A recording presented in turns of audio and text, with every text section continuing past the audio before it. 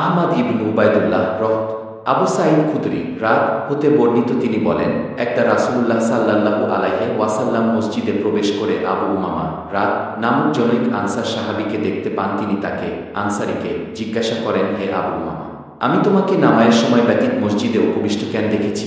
তিনি বলেন, সীমাহীন দুশ্চিন্তা ও লিনভার জর্জরিত হওয়ার কারণে। ইয়া রাসূলাল্লাহ, আমি এই অসময়ে মসজিদে উপনীত হয়ে তা থেকে আল্লাহর নিকট মুক্তি কামনা করছি। তিনি বলেন, আমি কি তোমাকে এমন বাক্য শিক্ষা দিব না, তুমি তা উচ্চারণ করলে আল্লাহ তোমার দুশ্চিন্তা দূরীভূত করবেন এবং তোমার কর্জ পরিশোধের ব্যবস্থা করবেন? এতৎ শ্রবণে আমি বলি, হ্যাঁ ইয়া রাসূলাল্লাহ।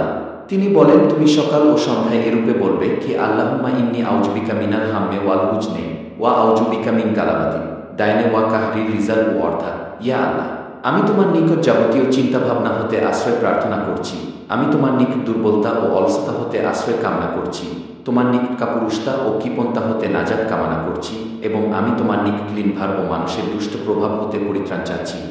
আবু উমামা রাত বলেন, অতঃপর ঐরূপ আমল করি, যার ফলশ্রুতিতে আল্লাহ তাআলা আমার চিন্তাভাবনা বিদূরিত করেন এবং ঋণ পরিশোধের ব্যবস্থা করে দেন।